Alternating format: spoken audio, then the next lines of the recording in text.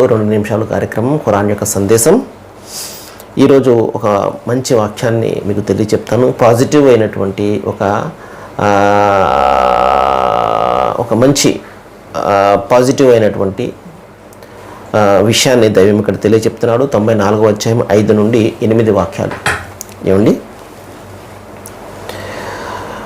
ఓ ప్రవక్త, కష్టాలతో పాటు తప్పనిసరిగా సుఖాలు కూడా ఉంటాయి.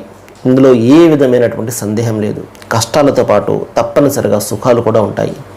కాబట్టి నీకు తీరిక లభించినప్పుడు కఠోరమైనటువంటి ఆరాధనలో నిమగ్నుడైపో. నీ ప్రభువు మీదనే నీ మనస్సును లగ్నం చెయ్యి. మహాశిలరా, మనిషి జీవితమే కష్టాల కడగండ్లమయం. కష్టాలు లేనటువంటి వాళ్ళు ఎవరు కూడా ఉండరు. మనుషులకు కాక మానులకు వస్తాయి కష్టాలని చెప్పేసి ఒక సామెత కూడా మనకున్నది. కాబట్టి మనిషి జీవితమే కష్టాలమయం. ఎందుకంటే ఈ జీవితంలో ఎవరైతే ఈ కష్ట నష్టాలను సహనంతో ఎదుర్కొని సత్య మార్గంలో ఎవరైతే వెళ్తారో వారే మరణం తర్వాత రాబోయే జీవితంలో సాఫల్యం పొందుతారు. ఈ జీవితంలో ప్రశాంతతను పొందుతారు.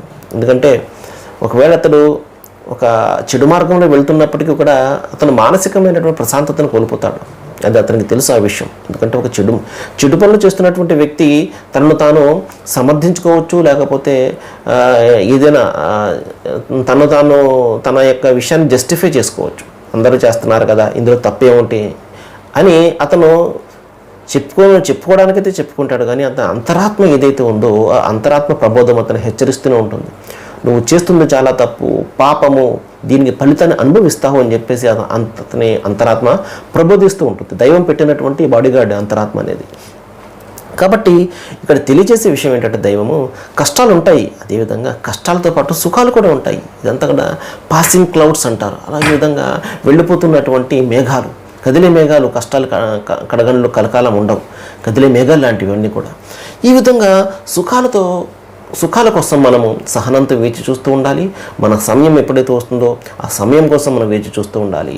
కష్టాలకు కడగండ్లకు, ఎందుకంటే ఈ ప్రపంచంలో మనము కష్టాలను ఎదుర్కొన్నప్పుడే సహనంతో పరలోకంలో దాని యొక్క ఫలితాన్ని మనం అనుభవిస్తాము. కాబట్టి ఆ దైవం ఇచ్చే ఏదైతే ఫలితం ఉన్నదో, కష్టాల తర్వాత ఏదైతే ఆ జీవితం ఏదైతే ఉన్నదో, ఆ కాలం ఏదైతే ఉన్నదో దాని గురించి మనం వేచి చూస్తూ ఉండాలి. కాబట్టి తీరిక లభించినప్పుడు ఏం చేయమన్నాడు దైవము? కఠోరమైనటువంటి దైవారాధనలో నిమగ్నుడైపో.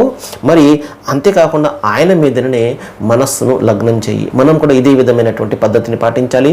కఠోరమైనటువంటి ఆరాధన అంటే దైవాన్ని, మన శరీరాన్ని శుష్కింపజేసుకోవడం కాదు. దైవ ప్రవక్త ఏదైతే పద్ధతి చెప్పారో ఆ పద్ధతిలో దైవాన్ని ఆరాధించడం. సర్వేజన సుఖినో భవంతు.